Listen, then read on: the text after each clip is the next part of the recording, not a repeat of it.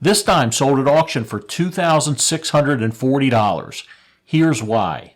If you're a seasoned collector or coin roll hunter, you may have already picked up on the subtle curve of the dime and the odd thickness of the edge of the coin. If you flip this dime over, the error is obvious. This is an obverse die cap. Here's what happened. Somehow, when this dime was being minted, it became stuck to the obverse die. The edges curled up and secured the dime to the die. This dime remained attached to the die while it continued to press coins. That's why you can't see the detail of the reverse image. Prices will vary based on the condition of the coin. This coin was graded mint state 67 on a scale from 1 to 70. This odd colored dime sold at auction for almost $3,500. Do you know why?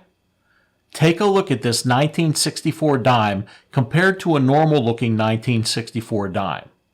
What do you think happened here to make this dime so valuable? 1964 dimes are supposed to be made from a planchet that is mostly silver. This dime is made mostly of copper. Here's what we think happened. Because the copper planchet is the same diameter as the silver dime planchet, it's possible that a strip intended for penny planchets was run through the planchet cutting machine for dime planchets, and this dime was minted on a dime-size copper planchet. Regardless of how this happened, it's quite a rare find. It's unlikely you'll ever come across one of these. Anytime you're not sure if a coin was minted on the correct planchet or not, you'll want to weigh it to make sure, especially when you're dealing with transition coins. This Mint State 62 1965 Philadelphia minted dime sold at auction for $9,000. Here's why. 1965 was a transition year for quarters and dimes.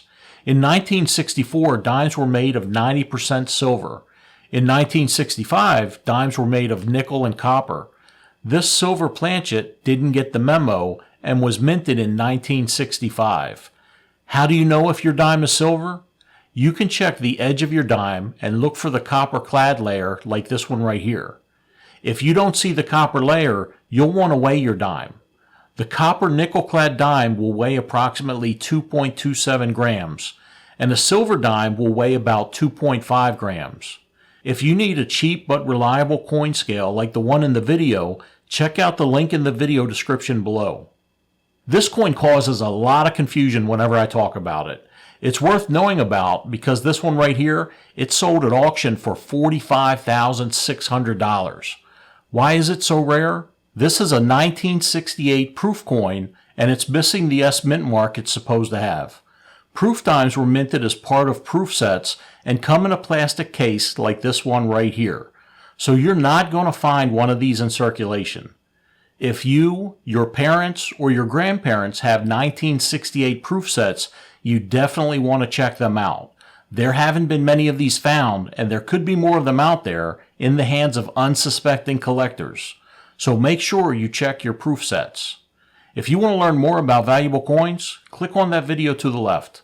Thanks for watching.